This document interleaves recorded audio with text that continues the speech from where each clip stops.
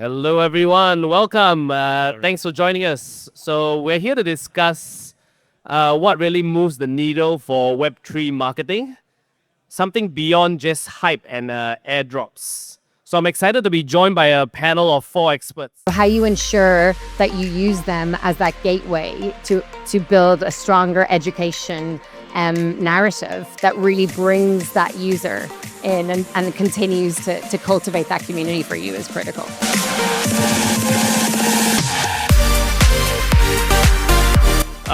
We need to move into a conversation about what Web3 really brings, right? The original narrative, which is trust. And so I think that's the biggest misconception. It's like, don't talk tech if you don't have to.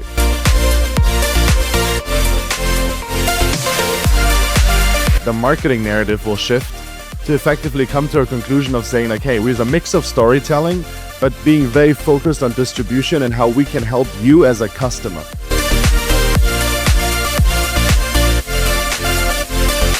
I think virality can start the trust, but then is there anything behind it? Is there any liquidity backing on this? Or are we just letting the graph go up and try and market that?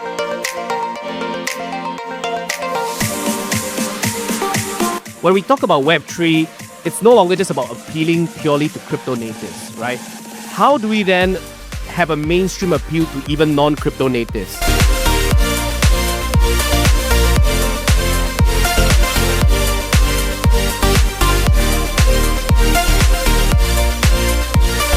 Take a seat, all right? Don't be standing around. Get comfortable because we're going to be dropping some very juicy bits of insight. So let's just go around and make some quick introductions. Maybe introduce yourself, your company, and your role. Let's start with Diego here. Hello guys, I'm Diego, CEO of Yellow Capital. I run a fair, transparent market making office. And guys, looking to talk about marketing and how it affects liquidity. All right, next, Rachel. Hi, everyone. I'm Rachel Conlan. I head up marketing for Binance.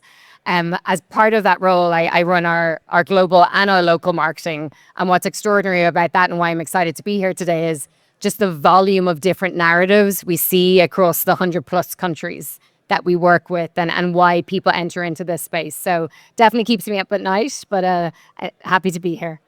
Toby? Yeah, thanks so much for coming, first of all, and thanks for having me on the panel.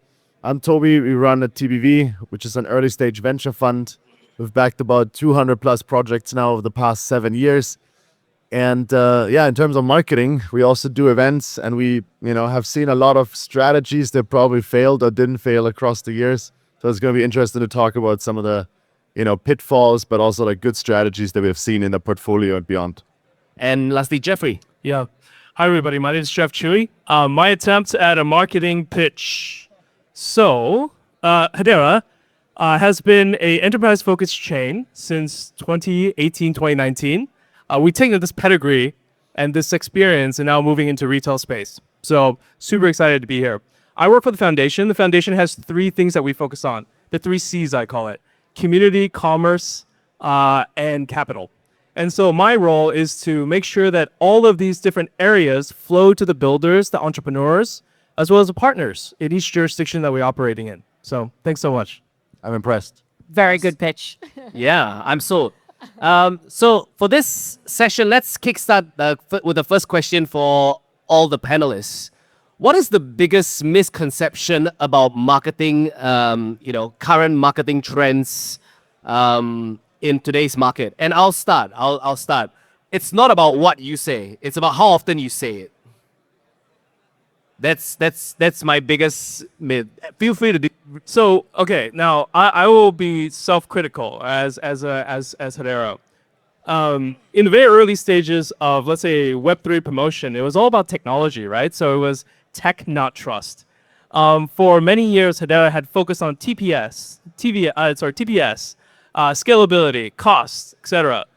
Honestly, this is all table stakes now, right? As you move into a world where people care about output, utility, and function more than attributes, we need to move into a conversation about what Web3 really brings, right? The original narrative, which is trust. And so I think that's the biggest misconception. It's like, don't talk tech if you don't have to. Toby? I think it's a very interesting point, because when we sit on a lot of founder pitches, it's typically very heavy center around the technology, why the technology is better, it's faster, it's more secure, or like, in any different capacities that there's differences. But very few people actually, like sometimes I sit there and 20 minutes after I'd be like, so what are you guys actually doing? Like, how am I actually going to use this product, and who's going to be your customer?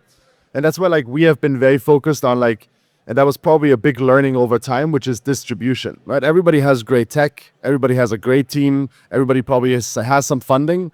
But where a lot of companies fail if they do not have founder problems is distribution, right? They either don't find product market fit, or if they do, they find it too slow. And then they're not able to scale and move into exactly where the pain points are, right? I mean, which is basically your customer base.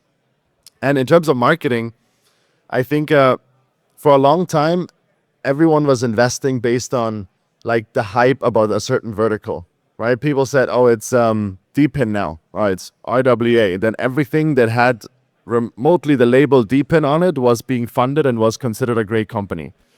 But now I think what the biggest challenge is that we have to completely move away from that sort of narrative idea and actually understand, okay, which company is able to generate revenue, which company will eventually solve a problem for customers. And I think that's where the marketing narrative will shift to effectively come to a conclusion of saying, like, hey, we're a mix of storytelling, but being very focused on distribution and how we can help you as a customer.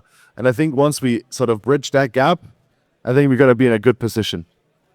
I fully agree with you on this. And I meet with a lot of projects. And the biggest myth I think that we see with kind of marketeers and community leaders within projects is that they believe that once they win the community or win the user's heart, that they stay forever.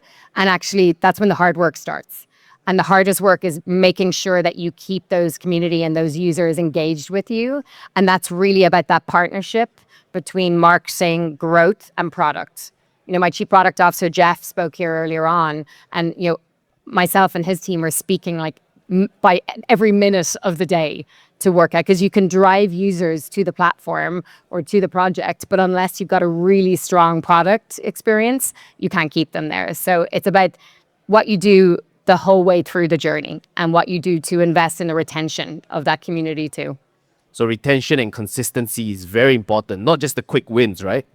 Now, Yeah. Diego, what about... Definitely not. Yeah, following that same line, I think, retention obviously is very important. Most of the projects looking for quick time attention spans, catch the hype. But, from the liquidity point of view, all these narratives just bring volume, bring some kind of sustainability. But is there really a liquid depth after the narrative leaves? We see, pretty much every project trying to catch the quick narratives and trying to drive the volume there. But do they have the product? Do they have the fundamentals? Do they have the market makers? Do they have the VCs really on board on their fundamentals? Or are they just looking for that quick turn up of liquidity and volume and price? And I think, focusing first on fundamentals and not just driving these quick narratives and trying to jump on a quick narrative to just get some attention spam is very fundamental, yeah.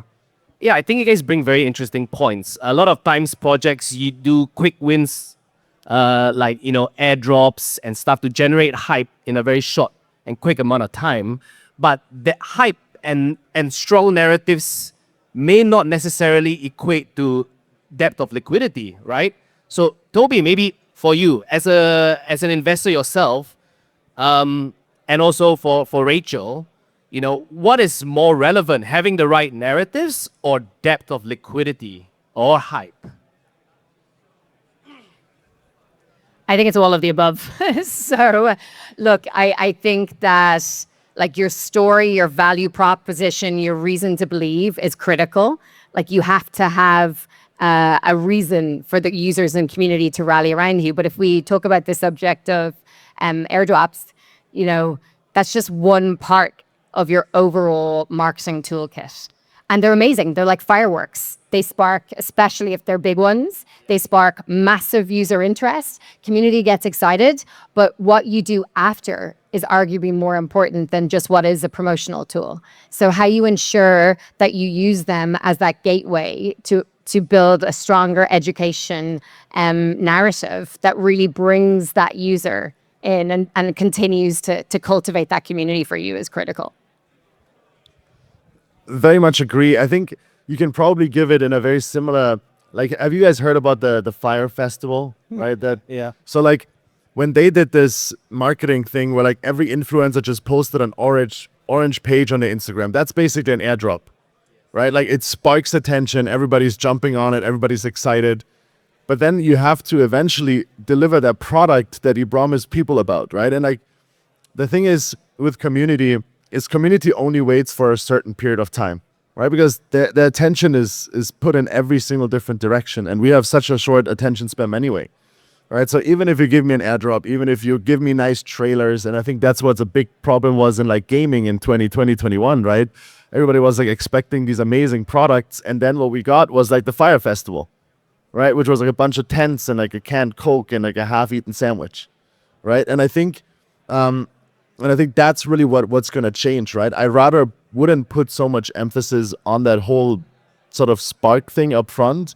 But if you can deliver a great product, the product will eventually do the work also, right? And I think that's what's very crucial. Like, look at all Web2 companies. Look at Revolut, Robinhood, everything in that regard.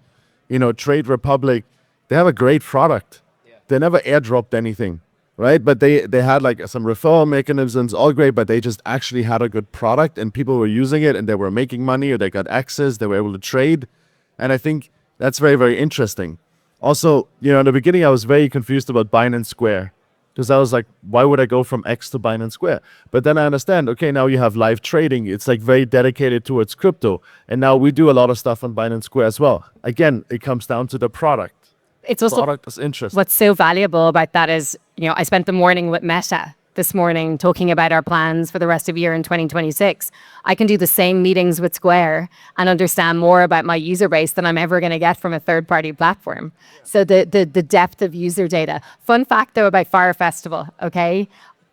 He obviously very public collapse. We've all seen the Netflix and Amazon documentaries. He just did it again. He just launched another version of Fire Festival, managed to sell tickets and then pull the rug again. And it's such a good example of even though, you know, users are educating themselves, they still fall for hype. So And LimeWire actually just acquired the brand for $245,000. So That's completely outrageous to me. Like, I mean, from a media standpoint, looking at it, and I'm like, you know, it's like if you walk down the street and you step on a piece of shit once, you know, it's a normal day, right? Your bad. If you walk back and you step on that same piece of shit twice, who's the fool? but we see that so frequently in our community. You know, that's why I bring up that analogy. Like, Yeah. That's why the importance of doing your own research, knowing the backers, knowing that, you know, really understanding the white paper, what the value proposition is. You must see this every day in the VC space. So I would actually love to tap on Jeff on this point. Like, you know, early on you talked about building trust, right, at an early stage. So how do we balance building trust and having that right amount of virality such that your community can grow along as your trust grows? Yeah, I think the first is to define what virality is, right? So I think as virality in the public sphere is how many likes you can get, how quickly you can get up on the views in social media platforms. But I think if you take virality back and you plug it back into like Web2 marketing principles, it's about impact, long-lasting presence, right? So that's what creates a stickiness for a user to either expand inside an existing platform, which Web3 companies need to think more like platforms and not just like projects. That's a whole other topic we can get into, right? So as a platform, that means you have stakeholders that you have to serve. You have to always continuously ship. And then when you ship, you have to make sure ship product. You have to understand how that is told as a story to get people to actually get on it, right? So that's why I think Hedera is really focused on this very specific point, is we deliver first, then market as much as we can. And so I'll give you an example. Like one of the things we realized through the work that we do with enterprises is that it was very difficult to get anybody to build anything. You give them a grant, they would just do the MVP, the Fire Festival version of a project, and then take the money and just go like, let's try this again with a different chain. So in many ways, you have to maintain and keep the quality control. So we had to put our time in, almost like an incubator, a VC type approach, and then build alongside these initial tranche of builders. Once we did that, then we open source all the technology, then we turned it into platforms, platform mentality, and then we offer this to everybody else so that the standard of building actually increases over time. And it's great for the foundation because we don't have to spend as much money over time to get the same impact. And then we can actually focus on the things that people care about, which is giving them marketing support so that they can use technology, build something impactful, and then we can help them market it through our distribution channels. So that's the difference, I would say, how we've actually come over time. One thing I really love about Hedera is you guys, the fact that you answered a question about virality being very indicative of your users, right? And not of vanity metrics like likes, views, or you know, how many people ape into your airdrop or something like that, shows a lot of credibility. But I want to come back to Diego here. Like, with virality of projects and being a market maker, how have you seen virality or you know, like fire, you know, fire festival kind of events affecting your liquidity and, you know, as a market maker? Fire Festival would be the start of thousands of users just jumping in with small wallets and trying to get that first green candle, right? And then as soon as there's some shipment of product and you see everything going wrong, you have the first whale selling and just seeing how the liquidity was actually not there. The festival was not there. Nothing was prepared, right? And we see this because, you know, there's very illiquid tokens being just promoted around and just having a lot of volume, a lot of, you know, community just jumping in, seeing very viral content, just jumping on quick term narratives, when in reality, there's no liquid depth. The first person that wants to, you know, ruin the whole standpoint from the liquidity perspective can just do it with just a bunch of dollars, right? Especially we see this on perpetual markets, you know, people jumping on perpetual markets too super early. And I feel like virality has to be structured in a way where, from my standpoint, right, on the liquidity standpoint, there has to be backed directly by the underlying asset, which should be, you know, supporting what the viral movement is. If it's just virality and there's nothing behind, you know, we've seen it with meme coins. It was a loop of virality that did work well because there was just more and more and more, and there was a general movement which made it kind of more fundamental rather than just a short-term kind of, you know, thing. And it's very important to understand what is virality, what exactly does it mean for liquidity, and how would it work, you know, if in 2 weeks' time, 3 weeks' time, that kind of narrative just jumps onto another one and another one and another one. And yeah, I think very important to understand liquidity depth, very important to understand how does this impact and what will be behind. I think virality can build trust, but can also break it, right?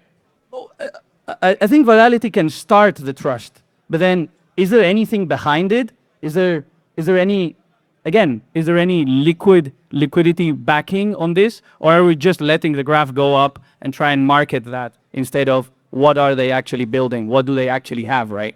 Yeah, so we come across a lot of projects that are trying to come out to market here at CoinTelegraph. And, you know, shaping narrative is something we help a lot of projects do. A lot of them think they want to be viral, right? But, you know, back to, you know, the initial point that you made, Jeffrey, is that, you know, it's not about being technical. It's about being, having content that appeals to the masses. And when we talk about Web3, it's no longer just about appealing purely to crypto natives, right? How do we then have a mainstream appeal to even non-crypto natives? And I want to start this question with you, Toby, because you run the best events, a series of events that are really catered to the best parties, right? So how do you envision, you know, onboarding mainstream, creating that mainstream appeal, creating brand equity through events for your TBV and other projects that work with you? A nice question. No, it's not just parties, just to clarify, right? I'm kidding. No, but I think at the end of the day, it's like, Social engagement. you know, like everybody, like it doesn't matter if you're Web 2 or Web 3, right? At the end of the day, we're all people, right? That's why I don't really like this thing of like, yesterday someone asked me, I was at a conference like, oh, I can't believe you have friends in Web 2. And I was like, what do you mean? Is a different human being or what's going on, right? It's like this is a very weird way of thinking, in my opinion, right? Like we're all people, right? And like some people are in crypto and some people are in whatever, right? Other things. But like everybody has like a very specific need, which is like socializing, which is networking, right? Everybody wants to have success. Everybody wants to have being beloved, family, friends, whatever, right? And I think, you know, like when I look back into, and you probably all know this, I mean, I think crypto has probably the most conferences out of any industry, right? I don't know anyone working in a different industry where it's like, yeah, you know, September I'm in Singapore, December I'm here, Monday here, so yeah, I cannot meet you, and probably have to shift a holiday in between, right? Everybody's just constantly on the road to attend 300 conferences every year. And token alone, what do we have? Like 800 side events in 4 days? It's wild, right? It's insane. So there's clear need for like people to like express, show what they're doing, and you know, it's attended, right? It's not that we are only like 5 people here, you know, it's packed. And I think that's what it comes down to, right? It's like really building these like more personal relationships, because in crypto a lot of things is like very opaque and hidden behind a PFP and everything, right? So like for a long time there was this like trust thing missing. No one knew who all the big people are in crypto, right? And I think more and more people understand that they want to be with the people, right? With their community. I think also the big exchanges, they're doing a lot of events now, a lot of, you know, all their CEOs are there because they want to get to the people, show, okay, we are legit, like we care about you, you know, we put attention to this. And I think that's what like a big focus of the events for us is, right? Connecting with our community, connecting with founders. I want to see how they interact with other people. These are all interesting indicators for us to understand, okay, is this going to be an interesting company to potentially invest in, to work with, to partner with? And of course, as we also work with other like companies, it's a great way for us to, you know, just build relationships. And I think that's what every conference is about.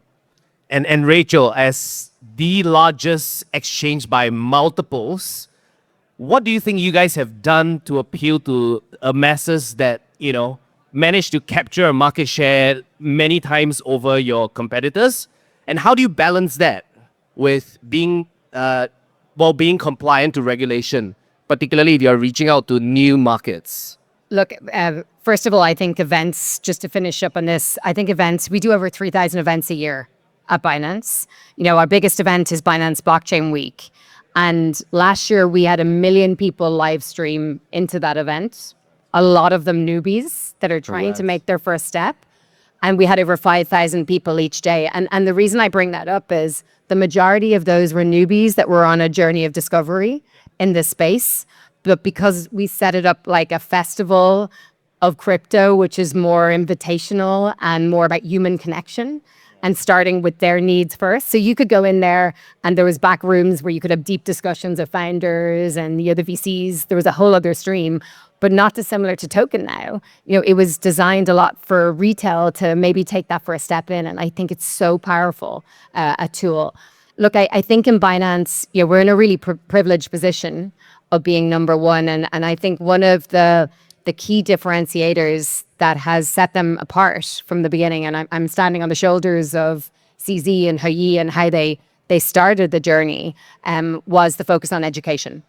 And bringing education and understanding that while there were many that were willing to dive deep and understand this space on different, you know, dark web forums, there was a lot of people that, you know, that was too much, that created too much friction for them. So I think between, you know, we really, about 50% of our marketing initiatives, both globally and locally, are invested in educational initiatives. So whether that be with partnerships at universities and meetups that we're doing, we just finished a 15 city tour in India, or whether it be through Binance Academy, which is our platform that's similar to Masterclass, which is, you know, where you can go online and find out everything from what is Bitcoin and, you know, what is the Satoshi paper to much deeper kind of discussions on fundamentals, you know, on trading. We had 43 million people use that platform last year and sign up to them. And then many of them, joined Square and started their journey. Some of them small wallets, but that's what we need to do. And we have to do that because at the moment we're only at 6.5% penetration for crypto globally. And if you look at our user base, I would argue that majority of the other centralized exchanges, most people have 3 to 4 accounts. Yes. Our analysis is showing. But to get that next generation of users onto centralized exchanges when you've got fintechs and traditional finance and so many new players coming to the space with products that could be perceived as arguably easier for them to invest in. Yeah. We have to double down in this next chapter, even more on education and how we meet people where they are in their journey. And I think that's going to be critical also for the projects to consider as they continue to build and continue to launch. I 100% agree, and I do see Binance leading the charge in terms of global Web3 education.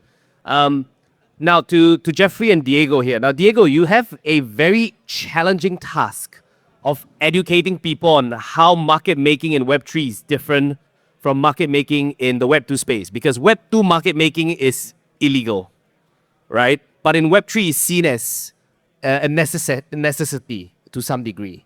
How would you, what are your thoughts on educating the mainstream people on how, this is necessary and how can this play into a marketing, I would say, campaign? Yeah, I mean, first of all, obviously, trading is in the life of everybody. I just came back from Korea Blockchain Week. We were jumping on taxis that were trading on Upbait, on Binance, on everything, just on their phones while they were driving. It's crazy, right?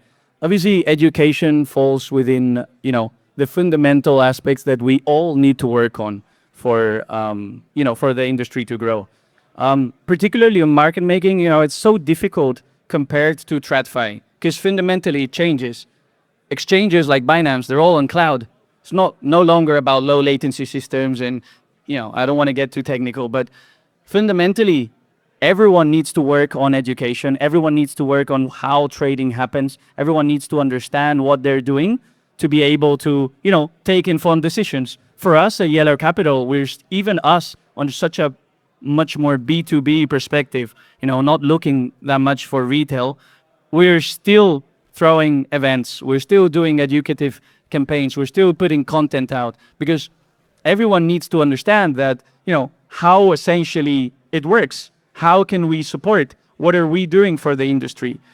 I bet most of the projects launching out there, or newbies jumping in don't even know what a market maker is, don't even know how the liquidity works. So fundamentally, I really support both what Rachel, what Toby said. I'm sure Hedera is launching loads of events, CoinTelegraph, this event. We're seeing every year here at Token 2049, there's more and more events happening. Not even side events, like actual events like this one, right? That just launch at the same time. We bring loads of people together and, it's all about connecting. It's all about people. It's all about understanding and showcasing what this industry can do. No, I actually love the analogy that you see everybody trading, because I remember in Hong Kong when I was on my Uber from the airport and the driver had 4 screens, one for the Uber, 2 big iPads, one for traditional markets, one on crypto trading, and one live screen showing the market movement, the ticker of an actual project he was following on. And I was like, sir, are you actually looking on the road? It's insane. But that being said, I want to come back to the point that, traders are just the entry point, right? It's the easiest way to get people into the industry. And this is where I want to get a question back at Jeffrey. Like, how do we graduate and allow people to participate more actively after they become traders, to participate in ecosystems, to participate at a protocol level, or to even bring them in to build on what you guys have built? October 1st, I believe. I might be wrong. Someone needs to fact check me. That will be illegal in Hong Kong. You can only have maximum of 2 screens up now, which is so crazy if you think about it. Okay. Maybe I preference that question. Also, just a little spin on the education piece, right? I think education is so important, but we forget that it's a two-way street. So education, it's also empathy as well. Not everybody learns the same. So you can't kind of force the information down the stakeholders, and within the stakeholders, you have micro segments, right? And the marketing is all about segmentation. So communication and understanding how that makes sense to the recipient is also extremely important. And that's why I think even what we're doing at Hedera is really trying to be more emphatic and then show like our empathy that we understand that people come from different walks of life and getting into getting into Web3 from Web2 or starting Web2 straight, right? And this goes back to your question. And so how do then traders or specifically, let's say market participants do more with protocols? Well, I mean, the easiest way is what type of trader are you? Are you a Web2 trader trying to get into Web3? Are you a Web3 native trader who's only like kind of, to the moon and alpha every single time and you have no recollection or understanding of risk management? So it's both ways. It's that kind of going back to the education piece, really educating, baselining, and then after baselining, figuring out programs that we can support. And then the support comes in in grants, in the format of hackathons, in the format of ventures, and that's how we support, but locally.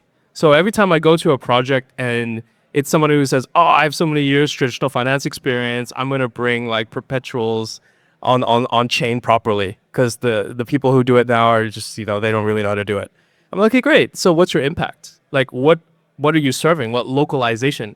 And then what ends up happening is they get stuck in this mindset that, oh, I didn't think from a big bang perspective, right? So this is the important thing, is really decoupling all that and then really embracing the first principles, again, of decentralization. And then using that as a basis to provide capital, commerce, and community to those builders. And that's what I'm focused on. I think it's really interesting what you're saying. I do think, though, where we're going to now at the moment, with the current industry, is that trading and investing is definitely, the Bitcoin narrative and BNB narrative are really strong gateways, but actually it's around utility. So for me, in this next generation, it's about how do we bring as many Web2 brands in as possible, like we did historically, say, with MasterCard and Visa, and ensure that we are putting it into the hands of every user, that they can access crypto. And then we start them on that journey of this is like a complement to your traditional financial infrastructure if you were able to access that. There's still 1.6 billion people unbanked. So I think actually what was interesting is the trading and investing narrative was one of the strongest, but where we're going to now is just about accessibility. We're talking a lot about remittance products at the moment and the huge opportunity that exists there just to bring down the cost of remittances for users. So I think the narratives are going to start, changing as we try and we'll talk about this 1 billion users. Binance is still, 710 million users away from that. So we have a big education and utility journey to go on to ensure that we are attracting all of those micro segments and then training them on, okay, now this is the potential of this industry and this is the professional opportunity where you can build as well because you've got access to this incredible technology and the potential that's there. Yeah, and then actually from the, if I may, sorry, on the compliance side as well, like if you think of it, like 8 to 10 months ago, the mindset was still compliance is a blocker. Yes. Now compliance is a catalyst, right? So what we've seen coming from Genius Act, Clarity Act, and all sorts of different, let's say, policy-driven support structures, is that this market can grow so much faster than if you go in a compliant way than if you go it alone. So I think that's another narrative tied with education, and that's where you see the two sides bridging from traditional finance and Web3 native. And then just to add on, I think in order to bring both of you guys' points together, it's again that point consistency, right? And I think that's a challenge what we have missed a lot of times in the space where either being at projects or larger companies, they did one thing and then they didn't get those results that they wanted and they stopped. But this one thing was always very big and very loud and very extreme. And I think now, Binance doesn't throw $100 million parties, right? But like you guys have city tours, go to universities, but consistency every single day, every single part of the year. and it's not just Binance, right? There's a lot of other companies. It's the same thing coming back to the marketing part, right? Yeah, you can spend one time $1,000 on a Twitter ad, but if you do this over time with good content, quality, again, consistency, right? You get a lot better results. And now it's like, oh, I spent $1,000. What did I get? Nothing. Okay, because it doesn't work one time, right? And the same thing with the community. They need to see you consistent in good ways, and then compliance comes into place, because you cannot afford to have a massive hiccup where all of the clients lose their money or lose their trust, or because then you have to start from scratch. And it's so easy to lose trust. It's very hard to build, and it takes a second to evaporate it. I love how the fact that what you guys just mentioned came back to the opening point which I made about debunking the myth. It's not what you say, it's how often you can continue to say it, right?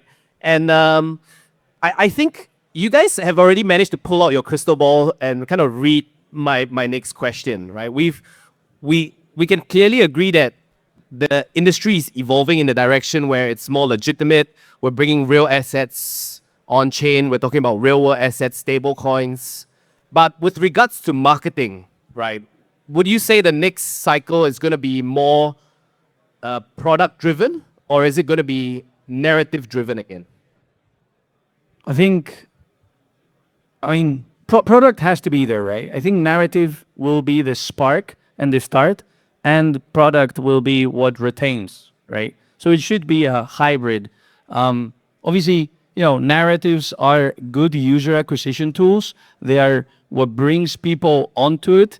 And then products, and nice products, and strong products, and products that are easy to use, products that really work, products that understand what the user wants and put themselves on the perspective of every stakeholder, are really what are going to maintain and retain the people there, right? So I think the answer is not one or another, but an actual combination of both. I'm going to add just to what Diego was sharing. I think it's about narratives are what does drive the spark. It drives the traffic. Product is what keeps you there, but community is where you really grow. So I think you need to add that layer on, because word of mouth, the reason why events are such an amazing platform and forum, whether in person or online, is it's, where you can really get a deeper understanding of what a project or a product or, platform is about. And I think that word of mouth and the community, what role the community plays in that is still the most powerful marketing tool that any founder has in this room. I think, the industry obviously shapes that a certain outcome is achieved, right? And what I mean by this is a lot of venture funds expect a certain outcome, right? A lot of projects want to get listed on a certain exchange, and there are certain requirements that either they think they are or they really are, right? That's a separate conversation. So there's a lot of stakeholders that drive these projects into a direction where it's no longer necessary, or it's not wanted to be slow and careful, but it's you need to be fast, you need to be strong. I want to be listed soon. I need my return, right? And I think that is also a big problem that sort of we as a venture fund community or an investor community have to solve of hey, crypto is not this magic making money tool anymore, right? You're not going to get a Lamborghini overnight. And that's not the narrative that I want for these companies, right? Because it drives a very perverted idea of growth to them, right? Where it's not focused on unit economics and sustainability. And it's just about putting all the money you're raising, growing. And then you realize, shit, I have actually no user. And then eventually you run out of money, you cannot raise again, and then the company dies, right? And, because long time ago when project asked us to get listed on exchanges, some exchanges literally sent us 3 questions: Twitter follower, Discord follower, Telegram community. And if it didn't hit a certain number, they weren't considered for an exchange listing. Vanity metrics. Yes. So wild, no? It's not even what the product does. It's how big is the community, how active. And then there was someone on their team who counted the interactions in their Telegram group. And I was like, bro, that's your first thing you want to look at before you list something? I mean, I said it's important, but we have to come back to supporting companies that do have fundamentals and have an ability to grow in a company like Binance, like Yellow, Hedera, because they understand, it's not happening overnight. Yeah, I mean, Check. Sorry. I dropped my microphone and turned off. My fault. Usually you drop the mic after you say something. Drop. My peers up here have really given fantastic answers. I will say this, like I'll give 3 examples and I'll close out my thought. Betamax, Yahoo, YF23. Arguably, probably the better products at the time that they existed compared to their competitors. But the way that it was marketed actually were their undoing, right? And so I think we need to separate. One is the foundation, and then the other is the catalyst or the multiplier. And of course, you have to have a strong foundation, but you need to trust your marketing teams to actually, get the business requirements, get the narratives, get everything out right. So I guess I'll just end with that. It's just another summary of what everybody was saying. Yeah, so I would conclude that, like sustainable marketing in Web3, it's not about one or the other. It's not about marketing. It's not about pure virality. It's about, I would say, having a strong ecosystem where they build on each other and adding that community aspect, right? Where virality builds community builds your narrative. They tell you what they want, and then that product drives even more virality. No, I think that's the way to build projects for the next cycle to all the founders out here. And I would like all of you guys to leave, a final kind of advice. It could be marketing, could be storytelling or narrative. What is one advice to founders, right, with regards to these aspects, for how they should position their narrative, storytelling, or marketing campaigns for the rest of the year and towards the next cycle? What's one advice you would give our aspiring moonshot founders here? Maybe I'll go first. Focus on people, because previously it was the first cycles was technology, projects, product, and then now people. So focus on people because that's what will be long lasting. And don't use so much AI if you don't have to in marketing. Yeah. I mean, I'd say first of all, get ready for a very torturing career path of being a founder. Number 2 is don't ever buy your success in terms of buy following, buy engagement. I think it's in the long term, it's gonna hurt you. And because these are not real followers, they're not gonna download your product, they're not gonna use your gaming app, they're not gonna use your exchange, whatever you're trying to build. I think consistency is key, and then also try to find the partners that understand that, because you want to have long-term partners in case you want to build a long-term business. It's along the same vein of what you said, but it's be obsessive about your users and be obsessive about the data. Like, I'm always surprised when I speak to founders when they don't know, and it's not always the vanity metrics, when they don't know the product usage, the monthly that always surprises me, because you need to know exactly what's going on there, because that's going to be your biggest way to inform, tell stories, understand how to not build just for the short term, but for the long term. Yeah, I agree to all. I'd say focus on why. So why are you building it, rather than try and market what you're doing and just focus on your product and what's the best. Why is it helpful? Why do people would care? Why would stakeholders would participate? And if you focus on the why, I think you will probably do it better. And on those nuggets of wisdom, let's give our panelists a round of applause.